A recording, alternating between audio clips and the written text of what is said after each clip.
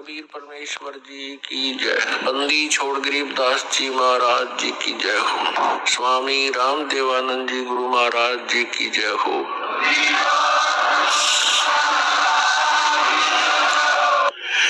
दंडवतम गोविंद गुरु बंदो अविजन सोई, पहले भये परिणाम तिन नमो जो आगे होई। परम पिता परमात्मा पूर्ण ब्रह्म सर्व सृष्टि रचनहार कबीर परमेश्वर जी की असीम कृपा से आप सभी पुण्यात्माएं सत्संग श्रवण कर रहे हैं। परमात्मा कबीर जी हम काल जाल में फंसे हुए सभी प्राणियों के दुख को जानकर समझकर अपने सतलोक से चल कर के यहाँ आते हैं और हमारे अज्ञान को समाप्त करते हैं।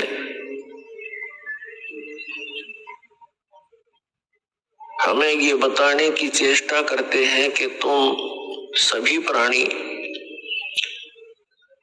ऐसे स्थान से आए हुए हो जहां पर किसी वस्तु की कमी नहीं, किसी वस्तु का वहां पर अभाव नहीं, वहां कोई दुख नहीं, वहां पर वृद्ध अवस्था नहीं, सृष्टि ऐसी ही है, शरीर आपके ज्यों के त्यों है। वहां जो आपको शरीर प्राप्त था वो सभी रोग रहित, वृद्ध अवस्था उसमें नहीं होती, वहां मृत्यु नहीं होती। उस स्थान को आप अपनी गलती के कारण छोड़ आए। अब आप यहाँ पर ये दंड भोग रहे हो, सजा भोग रहे हो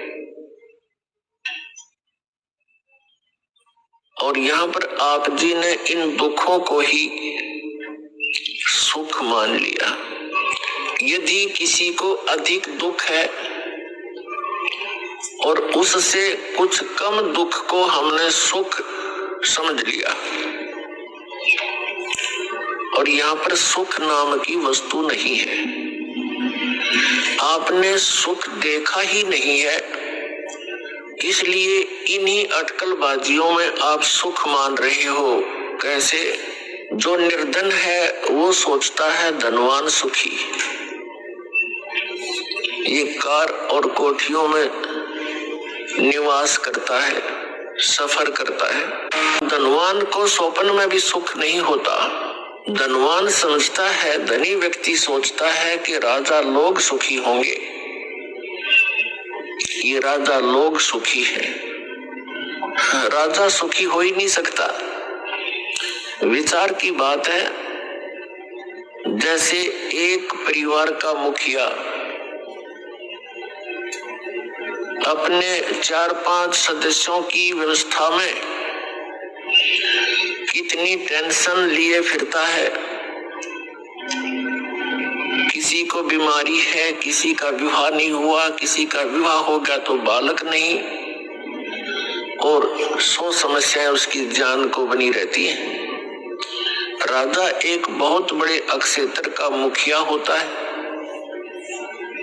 इससे खूब आसानी से अंदाजा लगाया जा सकता है वो कितना सुखी हो सकता है। स्वप्न में भी सुख नहीं उस व्यक्ति को जो राजा बना हुआ है। ठीक अपनी घूटी सूटी लाकर रात काट लेता होगा, घंटे 2 घंटे पड़ जाए पी कर शराब, सुख नहीं है। हाँ, उस व्यक्ति को जो परमात्मा से जुड़ा हुआ है, कबीर परमेश्वर की भक्ति करता है, वो चाहे निर्धन है, चाहे धनवान है, चाहे राजा भी क्यों ना बना हो, वो भगवान से डरने वाला, परमात्मा उसका साथी होता है।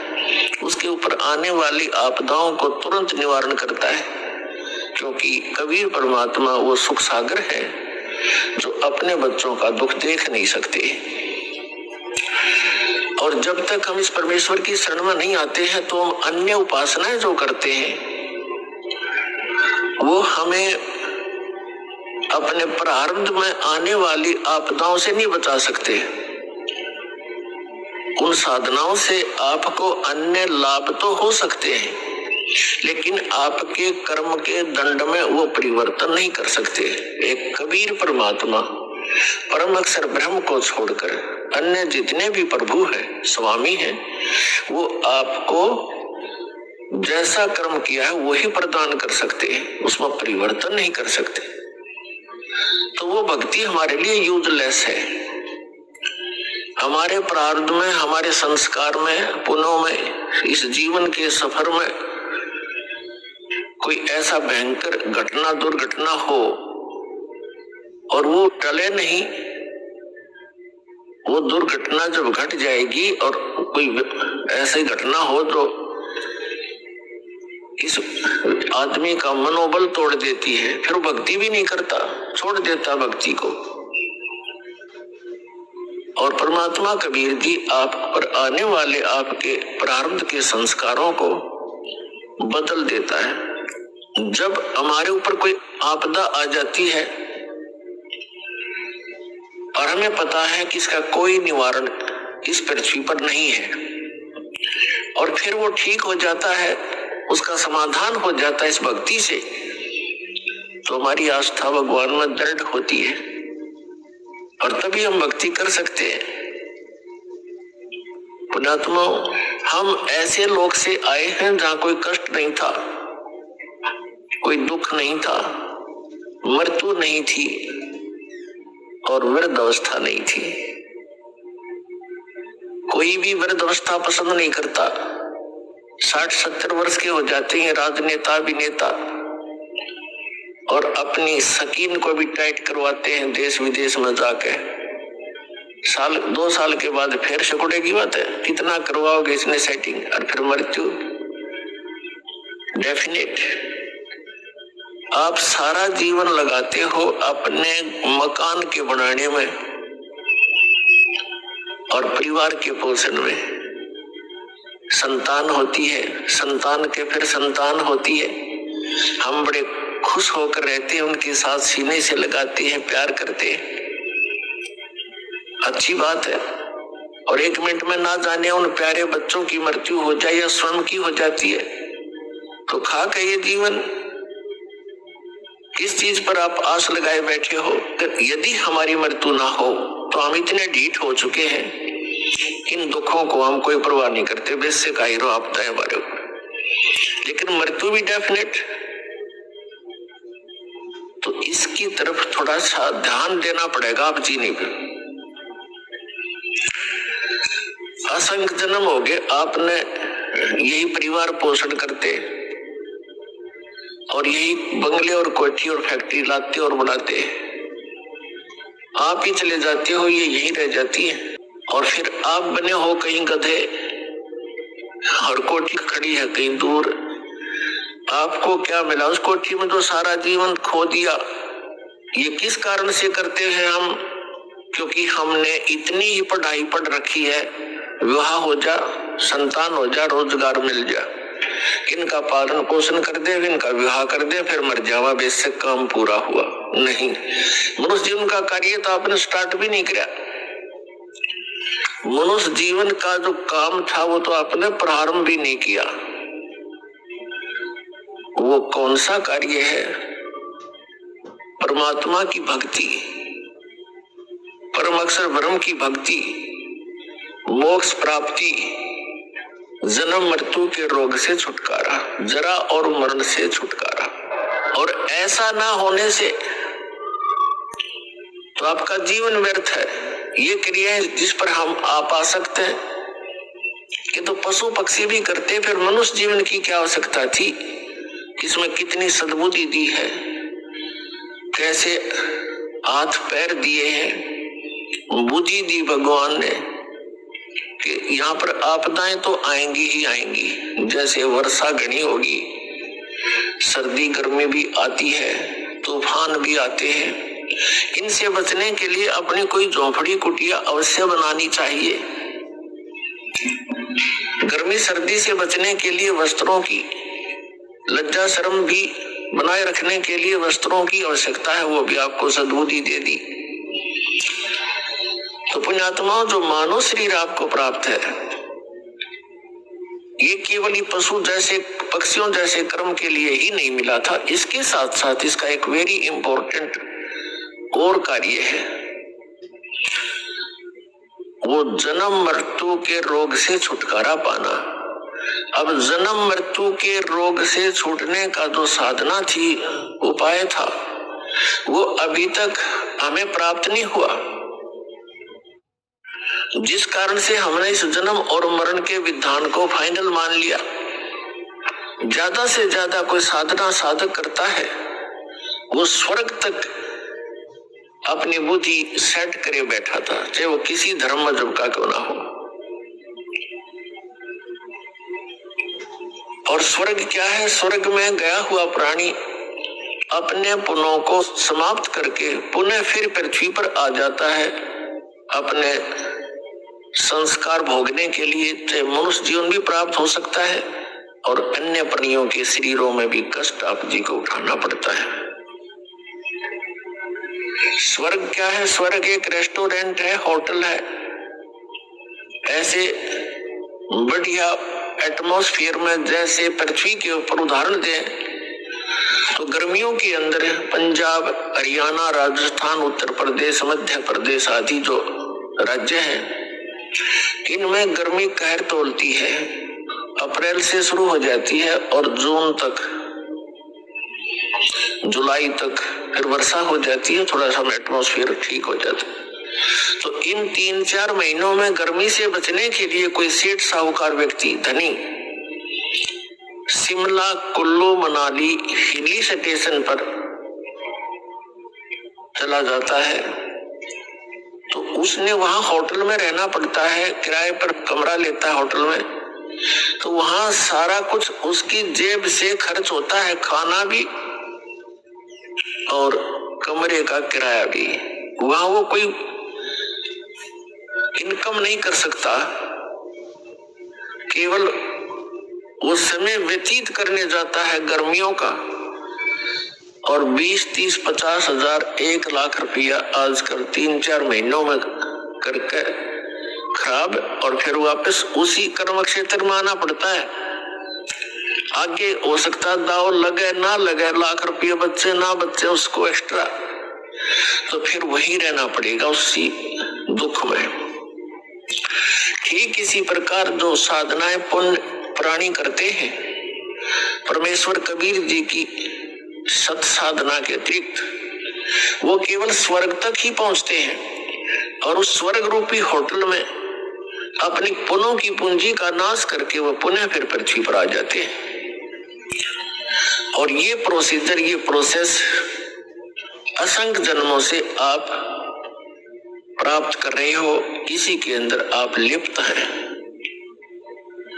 पहले तो इस मार्ग को बताने वाला हमें मिला नहीं कि इस स्वर्ग से भी आगे कोई ऐसा स्थान है जिसकी प्राप्ति होने के उपरांत प्राणी पुनः पृथ्वी पर नहीं आता, उसका जन्म मृत्यु कभी नहीं होता और वो सदा के लिए सुखी हो जाता है। वहां एक और स्थान है, अभी तक जैसे उस स्थान को सतलोक कहते हैं, अमरलोक भी कहते हैं हमारी संत भाषा में। उस परमेश्वर ने जो वहां का मालिक है, हम सबका कंट्रोलर है, सबका जनक है, सबका परमात्मा है कबीर जी, उसने स्वयं आकर के उस स्थान की जानकारी हमें दी है कि तुम यहाँ के रहने वाले नहीं हो और आप यहाँ केवल अपनी यातनाएं भोग रहे हो इस पृथ्वी पर। आप सतलोक के वासी हो, वहां रहा करते थे, आपके सारे मकान जो के तो वहां पर विद्यमान है,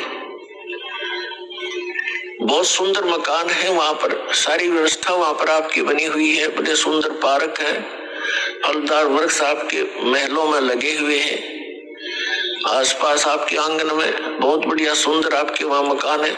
अब उस व्यवस्था से हम पहले परिचित थे, वो आज भी आत्मा में घर किए हुए, उसी की नकल हम यहाँ इस डुप्लीकेट लोक में कर रहे हैं। बड़ी कोठी हो, आगे आंगन हो, बड़ा पार्क हो, झूल डली हो, फूलदार वाटिका बनी हो, टहल करें। तो पुण्यात्माओं यह कोशिश भी करते हैं, बगीची हो, आंगन हो, बड़े सेठ लोग, बड़े अफसर यही चाहते हैं। चाहते तो सभी है, लेकिन उनका दाव लग जाता है या नकली अरेंजमेंट करने की। लेकिन यहाँ सुख नाम की वस्तु नहीं, टहल रहा वाटिका में, अटेंशन है उसके दिमाग में, पता नहीं कहाँ घूम रहा, वाटिका के भ्रमण का आनंद भी नहीं ले पाती यहाँ पर। तो परमात्मा ने बताया कि वहां एक और स्थान है, उसने उस परमेश्वर ने स्वयं आकर बताया आपको। और वो चारों युगों में हमारे पीछे पड़े हुए हैं कि तुम गलत साधना कर रहे हो, तुम गलत लोक में रह रहे हो, जिनको तुम परमात्मा मानकर पूज रहे हो ये परमात्मा नहीं है, परमात्मा का तुम्हें ज्ञान भी नहीं है। लेकिन सतयुग त्रेता द्वापर में हम दुखी नहीं थे।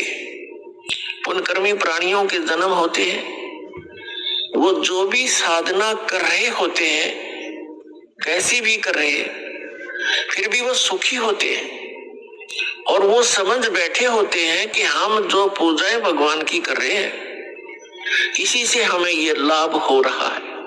तो उस समय परमात्मा आते भी हैं। ये ज्ञान जो आज दास आपको रूबरू कर रहा है, यही ज्ञान उन्हीं का दिया हुआ, कबीर परमात्मा का, उस परम अक्षर ब्रह्म का, सत्य पुरुष का। तो उस समय हम नहीं सुनते उनकी इस बात को, क्योंकि हम सभी पुण्यकर्मी प्राणी सतयुग त्रेता द्वापर तक जन्म लेते रहते हैं और हमारे पूर्व संस्कार से हम स्वस्थ भी होते हैं, सब सुविधाएं भी उपलब्ध होती है, बच्चे भी स्वस्थ होते हैं, दीर्घायु होती है। तो हम ये भूल कर बैठते हैं कि जो साधना हम कर रहे हैं इनसे हमें सब सुख उपलब्ध है। अध्यात्म ज्ञान के अभाव से, तत्व ज्ञान की कमी से हम इतना सोच लेते हैं। हम भूल जाते हैं कि जो भी आपको प्राप्त है ये आपके पूर्व जन्मों का ही आपको प्राप्त है। वर्तमान में जो आप कर रहे हो इसका फल आपको भविष्य में आने वाले समय में मिलेगा, नेक्स्ट जीवन में, अगले जन्मों में। तो इस कारण से हम उस परमात्मा के यथार्थ ज्ञान को नहीं सुन सके, समझ भी नहीं सके और शरण भी ग्रहण नहीं कर सके। ये दुर्भाग्य रहा हमारा। बड़े पुण्य भी किए, साधनाएं भी की, वेदों अनुसार भक्ति भी की, लेकिन परमात्मा प्राप्ति नहीं हुई और न ही स्थायी स्थान मिला। हम जन्मते रहे, मरते रहे। इस दीर्घ रोग से हम असंख्य जन्मों से